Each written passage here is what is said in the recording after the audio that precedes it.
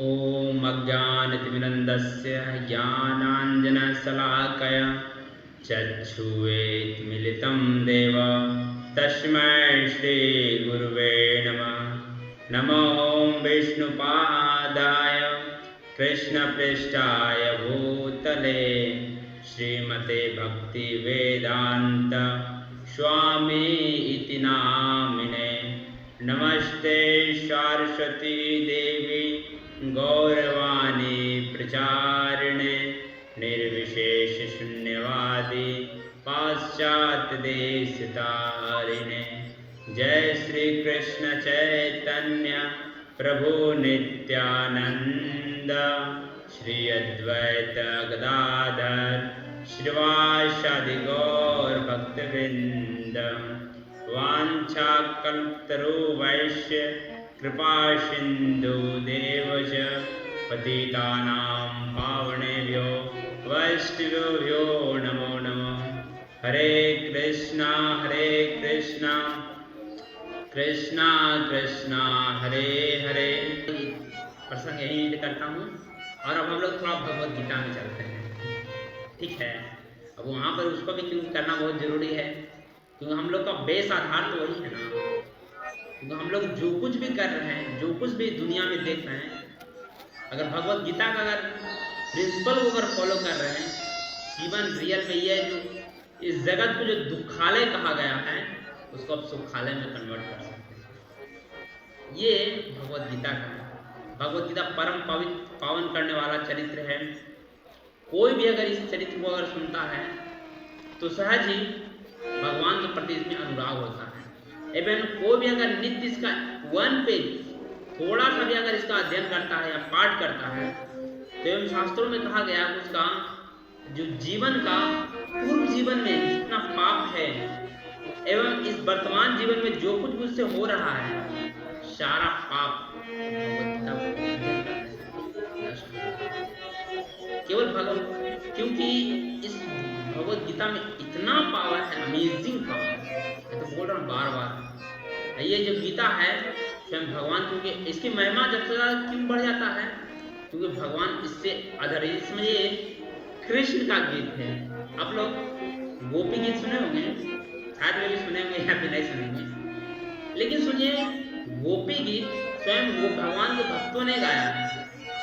लेकिन ये जो गीत है एक तरह गीत ही समझिए ना, ये जो गीत है स्वयं कृष्ण ने गाया है। आप समझ कहीं सोचिए, कृष्ण का गीत तो कहीं कंपेयर किया जाए। एक मैं सुन रहा था तो महाराज बता रहे थे अगर कंपेयर किया जाए गोपी गीत बड़ा है या भगवत गीता बड़ा है, या फिर कृष्ण का गीत बड़ा है कि गोपियों का गीत बड़ा है, दोनों में महान कौन सा है? तो उस समय महाराज बता रहे थे अगर हमसे अगर कोई पूछे तो मैं तो सिर्फ इतना ही कहूंगा, तो पहले तुम इस क्वेश्चन का उत्तर दो। जबकि क्वेश्चन है ना था कि रियल में जो कृष्ण का गीत है, गीता अर्थात कृष्ण का गीत है भगवत गीता, तो कृष्ण का गीत ज्यादा महान है या गोपी गीत जो गोपियां गाई थी वो गीत ज्यादा महान है? तो महाराज इसमें बता रहे थे अगर हमसे अगर कोई पूछेगा तो हम तो इतना ही बात कहेंगे कि बताओ 5वां क्लास महान है या फिर यूनिवर्सिटी वाले क्लास महान है? कौन सा क्लास महान है? आप लोग क्या एक्सपेक्ट करते हैं, कौन सा क्लास महान है? लेकिन गौर से देखिए तो दोनों क्लास महान है, अपने अपने जगह पर दोनों महान है। अब बिना 5वां बिना पहला दूसरा ग्रेड पढ़े हुए आप यूनिवर्सिटी में नहीं जा सकते हैं, और दूसरा एंगल आप डायरेक्ट यूनिवर्सिटी में नहीं जा सकते हैं। ये नहीं कर सकते हैं कि आप 5वां छठा को छोड़ दिए तो यूनिवर्सिटी में हम चल जाएंगे, ऐसा नहीं है। आपको 5वां छठा आपको पढ़ना पड़ेगा तब आप यूनिवर्सिटी में जा सकते हैं। लेकिन ऐसा कोई ऐसा कर सकता है कि हम 5वें तक पढ़ें, तो 5वें तक पढ़ेगा तो भी ज्ञान को कमी रहेगा, आप तो वहां तक पहुंचे ही नहीं पाएंगे। लेकिन वहां तक पहुंचने के लिए भी आपको एटलीस्ट अटेंड करना पड़ेगा। सेम वही बात बताया है कि भगवत गीता है अजय क्या कहते हैं एक ग्रेड है, गोपी गीत अजय वो अपना स्थान पर दोनों महान है। इस समझिए पीएचडी जो यूनिवर्सिटी लेवल का गोपी गीत है, जो बेस जो तैयार कर रहा आपका प्लेटफॉर्म, ये आपका स्वयं भगवत गीता है। तो जितनी गीता उतनी इंपॉर्टेंट है जितना कि गोपी गीत। गोपी गीत भी उतना ही महत्वपूर्ण है जितना कि एक दूसरे पर अपने आप में महान है, अपने अपने स्टैंडर्ड से।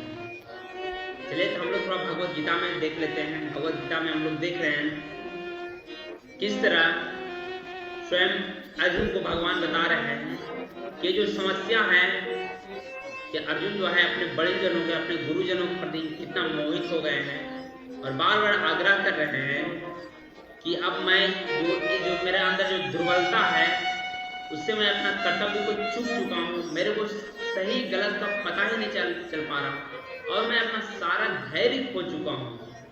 इस अवस्था में मैं आपका को सीधे मेरे को जब दिमाग काम नहीं करता है, मैं आपको शरणागत होता हूँ और मैं आपको शरण में जाकर मैं आपसे पूछता हूँ, मतलब दयालुता से आप मेरा मार्गदर्शन करें। ये हमें अर्जुन से सीखना चाहिए। जब हमारा विवेक, हमारा बुद्धि काम करना बंद कर दे, जब हमको सही गलत का पता नहीं चल रहे, तो रियल में हम उतना बुद्धिमान नहीं है कि क्या सही क्या गलत। हम तो अपने क्या कहते हैं सेंस ग्रेटिफिकेशन देखते हैं, जिसमें हमको सेंस ग्रेटिफिकेशन दिख रहा है वो मेरे लिए तुरंत अच्छा दिख जाता है।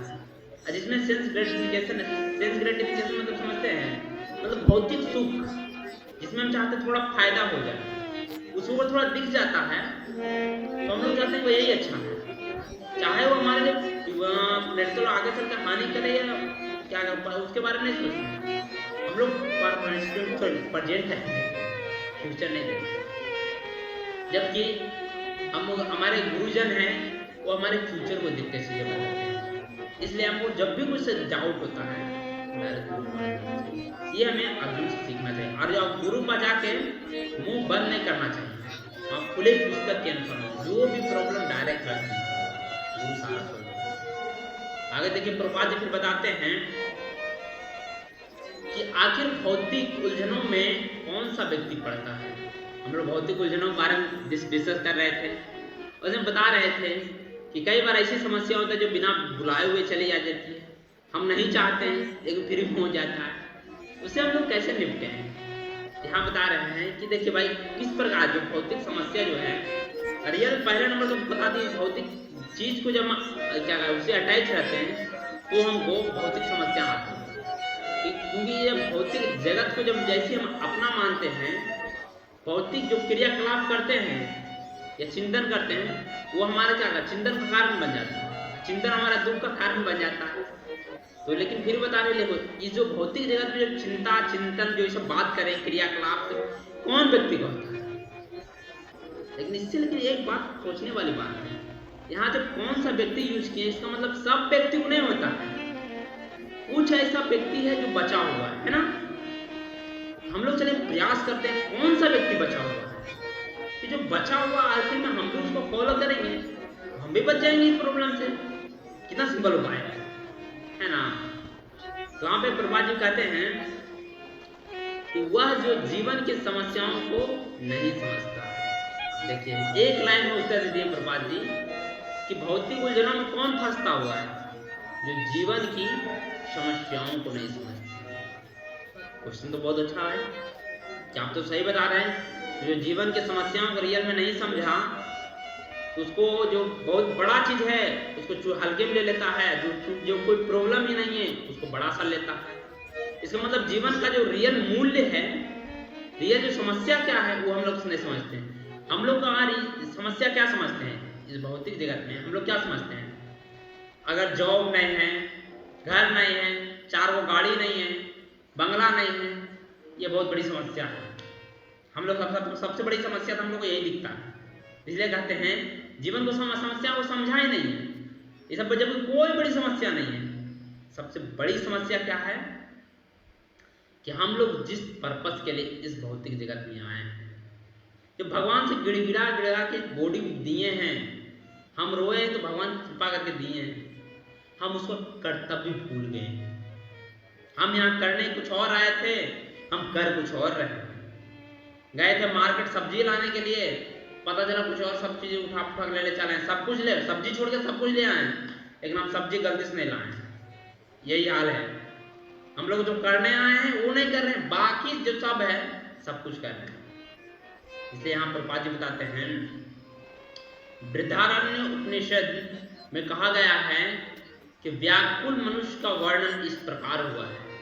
व्याकुल जो मतलब अत्यंत, जो क्या कह सकते हैं, जो क्षणिक घबराहट का जो चरम सीमा होता है उसको व्याकुल अवस्था कहते हैं।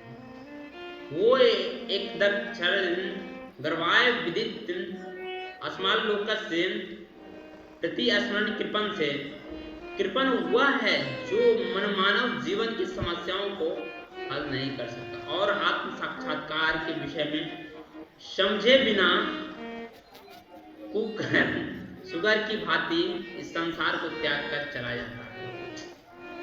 क्या कहते हैं, कुकर और सुकर दोनों शब्द प्रकार से यूज किए, बहुत अच्छा शब्द यूज किया। लेकिन हम बता रहे हैं कि कृपण वो व्यक्ति है। कृपण करने का मतलब समझ रहे हैं, जो थर्ड महा जो कहते हैं मूढ़, मूढ़ों में महामूढ़ जो जिसको कहते हैं, तो कृपण का कैटेगरी में आता है, सबसे थर्ड क्लास जिसको व्यक्ति।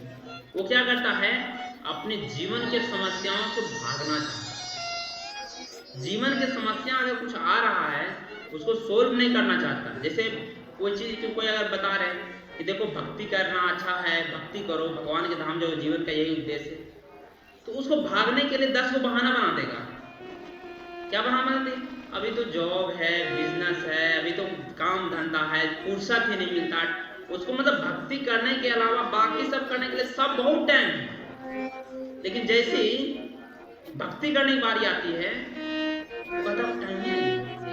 यहाँ पर प्रभुपाद जी बताते हैं कि जैसे देखो व्यक्ति 50-50 केजी का बोरा माथा पर उठा लेगा, तो मैं ऐसे लोगों को देखा, मैं 70-80 केजी का बोरा डायरेक्ट माथा पर यूं उठा लेता, लेकिन 50-100 ग्राम का माला उसको खाजा उठाने के लिए भारी लगता है।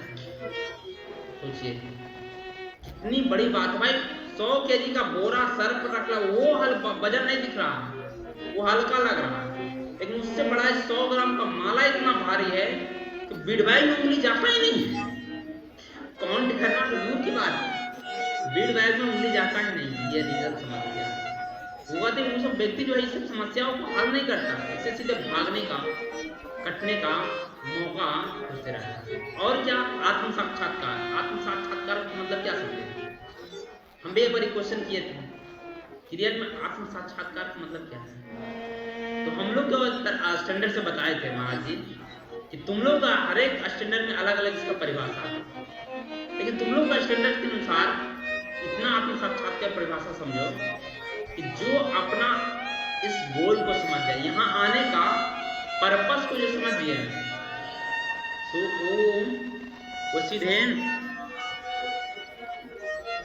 जी अपने आप को पर्पस को समझ लिया, इसका मतलब वो समझ जाइए कि आत्म साक्षात्कार की विधि को जान लिया, समझिए आत्म साक्षात्कार कर लिया। लेकिन कहते हैं कुछ लोग ऐसे भी हो थर्ड क्लास, वही थर्ड क्लास बताते हैं जो मतलब कुकर सुकर की तरह अंधे कुएं, मतलब इस संसार को क्या कर, मतलब भौतिक जीवन में भोग कर जब मौत आया सीधे जानवर की तरह मर के सीधे चले जाते हैं। मतलब दिन भर भौतिक भोग हो गए, अंतिम में मृत्यु आया, सीधे सड़क पर गल के चले गए। उसके बाद क्या होगा उसका जीवन में, उसके जीवन में मुक्ति मिलेगा या ना मिले, कहाँ भटकेगा, कोई गारंटी नहीं है, इसी मर के सीधे चला जाता है। उन लोग का ये हाल है, समझे। इन कहते हैं जीवन के लिए मनुष्य जीवन अत्यंत मूल्यवान है, जबकि जीव है जो है मनुष्य जीवन मिला है उसके लिए बहुत मूल्यवान है। क्योंकि आप कुत्ता के शरीर में आप भक्ति नहीं कर सकते, क्या कर सकते, कुत्ता से यहाँ पे कोई बेचारा कुत्ता आ गया, सुन सकता है हरे कृष्णा, वो सुना सकते हैं, आओ भाई तुम भागवत सुनो, तो तुम भी सुनकर भागवत धाम जाओ, नहीं। 84 लाख में 83,99,999 योनियां हैं, ओनली भोग योनियां हैं, वहां आप भक्ति नहीं कर सकते। भक्ति करके आप भगवत धाम या फिर अन्य लोक भी नहीं जा सकते हैं। केवल और केवल मनुष्य रूप ही ऐसा है जिसमें आप भक्ति करके, इसलिए कहता है मनुष्य को, जैसे मनुष्य को किसी को जीव को मारते हैं, किसी चींटी को मारते हैं, आपको पाप लगता है, लेकिन जानवर या फिर कोई पशु या फिर कोई कीट पतंग हमको काट लेता है तो उसको पाप नहीं लगता है। क्यों नहीं लगता है? उसका चेतना नीचा रहता है। सबसे नीचा चेतना किसका रहता है? जो जल में रहता है, सबसे नीचा चेतना उसका रहता है। जो स्थल में जो जड़ तरीका से रहते हैं, स्वयं जो वृक्ष है उससे हल्का ऊपर चेतना उसको होता है, स्वयं पेड़ को उससे भी हल्का ऊपर चेतना फिर पशु लोग को होता है।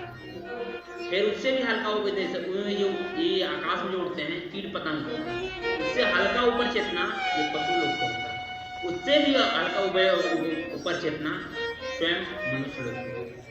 मनुष्य लोग समझ सकता है भाई करने क्या है, सब कुछ समझ सकता है, इसलिए उसको पाप लगता है।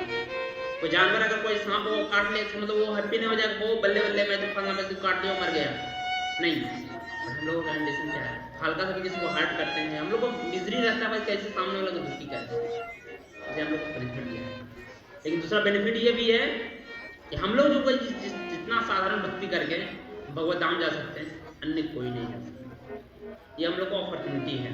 ये मनुष्य जीवन जो अत्यंत मूल्यवान है। हम लोग का दुर्भाग्य है इसको अनजाने में हल्के में लेकर सीधे इसको गवा रहे हैं। सोने मतलब 4 काम में आहार निद्रा में सारा दिन हम लोग वेस्ट कर रहे हैं। हम लोग बहुत बड़ा दुर्भाग्य, दोबारा ये चांस मिलने वाला नहीं है। एक दिन हम लोग कुछ भक्त मिलकर हम लोग कैलकुलेट कर रहे थे, क्या कैलकुलेट कर रहे थे, यही हम लोग कैलकुलेट कर रहे थे, यही डिस्कस हम लोग में चल रहा था। तो हम लोग 2-3 बुद्धिजीवी बैठते हैं तो यही सोचने लगते हैं। एक डिवोटी पूछ रहे थे, प्रभु जी अगर इस जन्म में हम लोग भक्ति पूरा नहीं कर पाए, भगवत धाम नहीं जा पाए, तो अगर दोबारा हम लोग को मनुष्य शरीर मिलेगा, क्या लगता है हम लोग भक्ति कर पाएंगे? तो कौन सा मतलब कितना समय के बाद हम लोग को दोबारा शरीर मिलेगा? इसी पर हम लोग कैलकुलेट कर रहा था। क्या हम लोग जब दोबारा जन्म लेंगे तो उसमें कल्कि अवतार आ जाएंगे क्या? इसी पॉइंट पर डिस्कस चल रहा था। तो जैसे हम लोग कैलकुलेट कर रहे थे, तो यहाँ का मतलब हम लोग का 1 साल स्वर्ग में 24 घंटा होता है, 1 दिन होता है।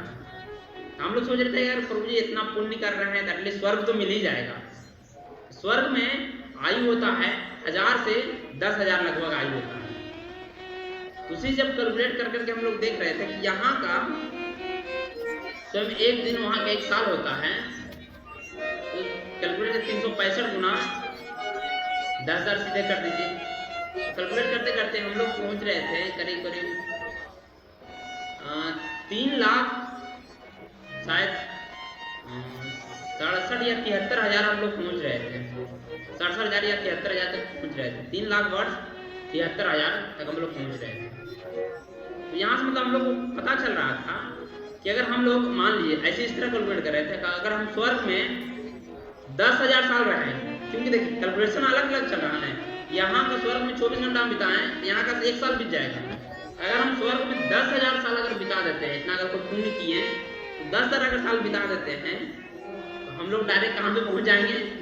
अगर दोबारा अगर बर्थ अगर क्षीण पूर्ण मृत्युलोक विसंति में अगर श्लोक में आ जाता है, तो हम लोग दोबारा अगर पृथ्वी पर आएंगे तो हम लोग डायरेक्ट क्या करते हैं 3,67,000 या 73,000 जो वर्ष है उतना जब बीतेगा तब हम लोग आएंगे।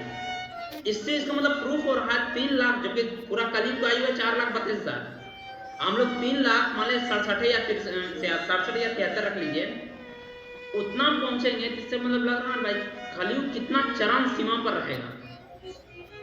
मतलब इससे आप सोच सकते हैं भाई नेक्स्ट बर्थ में आप भक्ति कल्पना तक नहीं कर सकते। अभी मात्र 32 भी कंप्लीट नहीं हुआ है, 3,73,000 मतलब 73,000 वर्ष के बारे में बात कर रहे हैं। बोले तब तक भाई क्या पॉसिबिलिटी है? तो इससे पता चल रहा है कि तब तक हम भक्ति भी हम सही से नहीं कर पाएंगे, वो स्थिति आ जाएगा। हम लोग का एक मौका मिला है, हम लोग को प्रयास करते रहना चाहिए कि जितना कम समय मतलब हम लोग एक दिन एवरीबॉडी कई लोग से पूछते हैं प्रभु जी आपकी आयु क्या है? कोई कहते हैं 40 साल, कोई कहते हैं 45 साल, कोई कहते हैं 35 साल। नहीं, वास्तव में वो आयु मेरा नहीं है। रियल आयु जानते हैं आपका कौन सा है? कि आप मृत्यु से कितना निकट खड़े हैं, बस उतना ही आपका आयु है। वो व्यक्ति कह रहा है कि हम जी रहे हैं, वास्तव में हम जी भी नहीं रहे। हम लोग एवरी टाइम एवरी मोमेंट मृत्यु के करीब जा रहे हैं। जी कहाँ है? कौन घर हम जी रहे हैं? बचपना था वो हमको युवा की ओर ढकेला, युवा है हमको वृद्धावस्था की ओर ढकेलेगा, वृद्धा हमको मृत्यु का पास भेजेगा। हम लोग जी थोड़ी रहे हैं, हम लोग तो मर रहे हैं ना, रात दिन मृत्यु के करीब जा रहे हैं। ये हम लोग का महा दुर्भाग्य है। फिर भी हम लोग को समझ में नहीं आ रहा है। फिर भी आगे चल के फिर बताते हैं, जिसका उपयोग वह अपने जीवन के समस्याओं को हल करने में कर सकता है, अतः जो इस अवसर का लाभ नहीं उठाता है वह कृपण है। मतलब कहते हैं ये सब जो इस गोल्डन चांस है, गोल्डन जो समय है, इसका अगर सही से यूटिलाइज नहीं करता है कोई, तो क्या कहते हैं कृपण, मतलब सबसे थर्ड क्लास का व्यक्ति है। अगर दोबारा उसको समझे भगवान कभी भी भौतिक जगत में नहीं पहुंचेगा। वो मतलब एक बार जो इस मौका, ये जान लीजिए, एक बार इस बार जो मौका चुका, चांसेस रखे बहुत रेयर होगा कि नेक्स्ट बर्थ उसको मिलेगा और भगवत धाम जा पाएगा। रेयर चांसेस नहीं, क्योंकि अब भी स्वयं किसका कृपा, अभी स्वयं चैतन्य महाप्रभु साक्षात जो स्वयं भगवान है, वो हम लोग को भक्ति सुदुर्लभ था, लेकिन वो आगे इतना इजी बना के चले गए। प्रपात जी से, आचार्य अवनयान महाराज जी से मिले हुए हैं, प्रपात जी से शुद्ध वैष्णव हम लोग को एसोसिएट किए हैं। वो बताएंगे अगर एवरीबॉडी कोई भी व्यक्ति 16 माला जब 4 रेगुलेटरी प्रिंसिपल फॉलो करता है तो मैं उसको भगवत धाम ले जाने के लिए मैं खुद आऊंगा। ये प्रपात जी हम लोग को वचन दे चुके हैं। अभी क्या चाहिए, इससे बढ़ की अपॉर्चुनिटी चाहिए आपका? उस समय नेक्स्ट बार जो आइएगा 3 लाख बिता के चांसेस है आपका नहीं, चांसेस इसलिए यहाँ प्रभात जी बता रहे अगर इस मौका को चुका तो सबसे कृपण है। अगर बोलते हैं ना अपराधी मूड बनना भी मंजूर है, लेकिन कृपण बनना सबसे महागर्हित है। समझे? तेलंग कहते हैं कि जब इस प्रकार जब होता है कि जो इस अवसर को लाभ नहीं उठाते कृपण कहते हैं। ब्राह्मण इसके विपरीत होते हैं, जो इस शरीर का उपयोग अपने जीवन के समस्याओं में हल करते हैं। लेकिन यहाँ ब्राह्मण की बात कर रहे हैं, लेकिन किस ब्राह्मण की बात कर रहे हैं यहाँ सोचिए। ब्राह्मण यहाँ इस बात जन्म वाली ब्राह्मण की बात नहीं कर रहे हैं, कर्म से जो ब्राह्मण है उसकी बात कर रहे हैं। कि वो जो ब्राह्मण है, जैसे हम लोग को जो सीखते हैं त्योहार धोती कुर्ता पहनना, जो तिलक लगाना, भगवान का माला करना, जप करना, ये रियल ब्राह्मणिक कैटेगरी में आता है। लेकिन कहते हैं कि जो इस समस्याओं को रियल ये सब प्रयास कर रहे हैं, जो भक्त है, जो ब्राह्मण है, सीधे चाह रहे भौतिक जंजाल से कैसे निकले, उस ब्राह्मण की चर्चा किया जा रहा है। जन्म से जो ब्राह्मण उसके बारे में कभी कतई नहीं किया जा रहा है। इसलिए आप लोग कभी भ्रम में मत पड़िएगा। इसलिए यहाँ बता रहे हैं वो शरीर का उपयोग जो करे, शरीर का भी उपयोग करते हैं वो लोग, लेकिन जो समस्याओं से उठने का प्रयास में वो लोग लगे रहते हैं। आज कहते हैं देहात्मक बुद्धि बस के कृपण या कंजूस लोग अपना सारा परिवार तथा समाज, देश आदि के अत्यधिक प्रेम में गवा देते हैं। लेकिन जो कहते हैं जो कृपण होते हैं, जो आप सब थर्ड क्लास का गर्हित व्यक्ति होते हैं, कंजूस व्यक्ति होते हैं, वो सारा समय अपने घर परिवार, देश प्रेम या में सब कुछ इंगेज करते हैं। इसका मतलब ये नहीं हो रहा है भाई जो भक्त हैं, जो इस शरीर से ऊपर उठना चाहते हैं, जो भक्ति करना चाहते हैं, इसका मतलब वो इस सब में टाइम नहीं देते हैं। वो भी देते हैं बट उनको प्रायोरिटी रहता है। आप बता दें प्रायोरिटी कितना मायने रखता है। आपको प्रायोरिटी किसको ज़्यादा देखते हैं? भक्ति को ज़्यादा देते हैं या घर परिवार को देते हैं? कभी कोई घर परिवार में इतने लग्न हो जाते हैं भगवान कभी स्मरण ही नहीं आते। तो बुद्धि महारानी कहते हैं भाई दुख हमको दीजिए ताकि आपका स्मरण कर सको। वो सुखी क्या है जो आपको भुला दे। लेकिन आजकल का वही हाल है। थोड़ा सुख होता है, चलो भाई माला वाला रखो, भक्ति से छोड़ो, बाद में देखा जाएगा। लेकिन थोड़ा सा संकट अगर किसी का बेटा है या फिर किसी का घर का बड़ी हॉस्पिटल में भर्ती हो ले, तुरंत भगवान का घंटी तुरंत बजने लगता है। लेकिन रियल में जेन्युइन अगर भक्ति करते रहेंगे तो ऐसा संकट आएगा ही नहीं। समझे? तो वही कहते हैं कि मैक्सिमम लोग जो इस प्रकार लोग होते हैं, सारा जो है जो शक्ति जो है अपना इसी सब में अपना एंगेज कर देते हैं।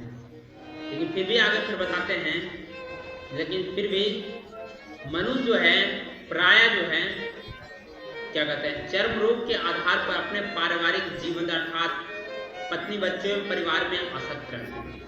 और इतने आसक्त रहे कृपण यह सोचता है कि वो अपने शरीर, अपने परिवार की मृत्यु से बचा सकता है। देखिए कृपण का जो मतलब अपने फैमिली, अपने घर परिवार में आसक्त एक देखिए रिस्पॉन्सिबिलिटी निभाना बात अलग है, उसके साथ अटैच हो जाना अलग है। जैसे हम कुछ यूज कर रहे हैं, मान लीजिए हम फोन यूज कर रहे हैं, जनरल जो काम है काम के लिए यूज कर रहे हैं राइट, लेकिन अब ऐसा कोई आसक्ति नहीं हो जाए भाई हमको फोन नहीं मिलेगा तो हम मर जाएंगे, जीवित ही नहीं रहेंगे, जैसे इसको भी ये हानिकारक है। कोई चीज को आप रूल्स रेगुलेशन की तरह फॉलो कर रहे हैं कोई प्रॉब्लम नहीं, अच्छा है भगवान से यूज करिए, लेकिन उसके प्रति इतना आसक्त हो गए इसके कारण अपना कर्म धर्म सब भूल गए, यह यहाँ गलत है। इसलिए कहते हैं अगर घर परिवार है, गृहस्थ है, सब कुछ पालन करिए, लेकिन उसमें अटैच होकर पूरा अपने सांसारिक का चौपट ही मत करना। इसलिए कहते वो लोग आसक्त होते, वो लोग ये सोचते हैं कि हम खास वो लोग ऐसा इसीलिए वो लोग प्लानिंग नहीं करते हैं, इतना लंबा लंबा प्लानिंग करने का तात्पर्य क्या, अपने घर परिवार अपने स्वजनों को सोचते हैं कि मृत्यु से बचा लेंगे, लेकिन अपने बारे को भी नहीं सोचते कि यार हम ही नहीं बचेंगे तो दूसरा को क्या बचाना। इवन किसी का एक हमारे घर परिवार या रिलेशन में किसी होते हैं, किसी को 105 डिग्री बुखार आ जाता है, उसका 1 डिग्री भी हम नहीं ले सकते हैं, मृत्यु से क्या बचाना है बताइए। इवन मृत्यु के बारे में कल थोड़ा बताएंगे कि मृत्यु का रियल पर्पस क्या, मृत्यु आया कहाँ से, ये सब कहते हैं सुख दुख या फिर जो दम्भ है, ईर्ष्या है, सब अपना भाई बहन है, समझे। कल भागवतम से थोड़ा सा मैं डिस्कस करूंगा कैसे इसका चयन बना है, बहुत अच्छा से डिस्कस किया गया भागवतम को 4th कैंटो 8 नंबर के अध्याय में इसको बहुत अच्छा से बताया गया था। कल मैं सोचूंगा आप लोगों को बताने के लिए रियल में सबका क्या प्रयोजन है। मृत्यु जहाँ से मृत्यु को जन्मदाता है हुआ है, जो मृत्यु को जन्म दिया उसको भी मृत्यु नहीं छोड़ता है। तो हम लोग कौन खेती बोले इसको कल मैं बताऊंगा आप लोग को, अभी यहाँ थोड़ा देख लेते हैं, लेकिन बताते हैं आज थोड़ा सा इसको खत्म कर लेते हैं ताकि कल नेक्स्ट आते में आगे बढ़ सकें। लेकिन आगे यहाँ बताते हैं ऐसी पारिवारिक आसक्ति निम्न पशुओं में पाई जाती है, क्योंकि वे भी बच्चों को देखभाल करते हैं, बुद्धिमान होने के कारण अर्जुन समझ गया कि पारिवारिक सदस्यों के प्रति उनका जो अनुराग तथा मृत्यु की रक्षा करने के लिए उनकी इच्छा है, ये उनकी उलझनों का कारण है। अर्जुन जब इतना समझदार जब सुन रहे थे उनको समझ में आ गया कि हम लोग जो ये सब जो बच्चे की देखभाल जब करते हैं या फिर उनके प्रति टेक केयर करना, आहार निद्रा भय में हम साथ काम बताते हैं तो जानवर भी करते हैं, लेकिन अर्जुन यहाँ बता रहे हैं कि ये सब जो आसक्ति है वो सब हम लोग को जो किसी को बचाना हम चाह रहे हैं या फिर मेरे कारण जो अटैच्ड हैं, ये सब मेरे रियल में दुख का उलझनों का कारण यही है कि हम अपने पारिवारिक जो है उसको मृत्यु से हम बचाना चाहते हैं, उनके प्रति हम अटैच हो गए। ये अर्जुन को समझ में आ गया, लेकिन आगे फिर कहते हैं यद्यपि वह समझ रहा था कि युद्ध करने का कर्तव्य उसकी प्रतीक्षा कर रहा है, किंतु कृपणता दुर्बलता के कारण वो अपना कर्तव्य नहीं निभा पा रहा। लेकिन वो भी समझ रहा था कि युद्ध जो है, युद्ध कर्तव्य जो युद्ध करने का जो उसका कर्तव्य है वो हमको प्रेरित कर रहा है, तुम जो कर्तव्य पालन करो, लेकिन कृपा एवं दुर्बलता कारण वो कर्तव्य को निभा नहीं रहा था। लेकिन आगे कहते हैं अतः वह परम गुरु भगवान श्री कृष्ण से कोई निश्चय हल निकालने का अनुरोध कर रहा था। वह कृष्ण का क्या कहते हैं शिष्य ग्रहण करके वह मित्रता पूर्ण बातें बंद करना चाह रहा था और गुरु शिष्य की गंभीर बातें ग्रहण करना चाह रहा था। अतः अब अर्जुन अपने मान्य गुरु के समक्ष गंभीरता पूर्वक बातें करना चाह रहा था। इसलिए कृष्ण भगवत गीता का ज्ञान कि ये आदि गुरु हैं और अर्जुन गीता समझने वाला प्रथम शिष्य है। लेकिन यहाँ बता रहे हैं देखिए, जब अर्जुन को जब इस प्रकार का मोह खत्म हो गया तो अपने गुरु के पास गए और गुरु सहज से हंसते हंसते उसको अपना शिष्य स्वीकार करनी है। यहाँ पे फिर बता रहे हैं कि गीता समझने वाला व्यक्ति, गीता जब दो सुना है, स्वयं एक धृतराष्ट्र महाराज भी सुन रहे हैं, संजय भी बता रहे हैं, दूसरा स्वयं अर्जुन सुन रहा है, लेकिन गीता समझने वाला पहला शिष्य कौन बना? अर्जुन बना। अब पता नहीं वो लोग बना कि नहीं बना, अगर बनता तो भाई महाभारत फिर युद्ध ही नहीं होता। आप कहते हैं अर्जुन भगवत गीता को किस तरह समझता है वह गीता में वर्णित है, तो भी मूर्ख सांसारिक विद्वान बताते हैं कि किसी भी मनुष्य रूप में कृष्ण की नहीं बल्कि अजन्मा कृष्ण की शरण ग्रहण करनी चाहिए। अतः कृष्ण के अंत तथा उपाय में कोई अंतर नहीं है। इस ज्ञान के बिना जो भगवत गीता को समझने का प्रयास करेगा वह सबसे बड़ा मूर्ख है। मतलब जो आता है कृष्ण के कौन सा ज्ञान, जो कृष्ण बाहर और अंदर दोनों में कोई अंतर नहीं है। कभी कभी कुछ लोग कहते हैं ना कि हम लोग हैं कृष्ण को अजन्मा मानते हैं, या फिर सॉरी यहाँ मतलब कृष्ण को मनुष्य रूप में जो समझते हैं ना, ये जो सांसारिक कृष्ण भगवान नहीं है, वो अजन्मा नहीं है, वो एक साधारण मनुष्य रूप में है, तो वो कहते हैं ये सब जो कृष्ण का बाह्य व अंदर वो नरलीला करने के लिए मनुष्य रूप में आते हैं, रियल में वो स्वयं भगवान है। इस भेद को अगर कोई नहीं समझता है तो जो इसके बिना अगर समझते बिना अगर कोई भगवत गीता को भी पढ़ता है, क्या है, सबसे बड़ा मूर्ख है। स्वयं प्रभुपाद जी बताते हैं, तो बताने दीजिए प्रभुपाद जी को। हम लोग कल इससे आगे नेक्स्ट प्रयास करेंगे, इसके आगे कल हम लोग सुनेंगे। ठीक है, आज हम लोग यही करते हैं। ठीक है, हरे कृष्णा, दंडवत प्रणाम।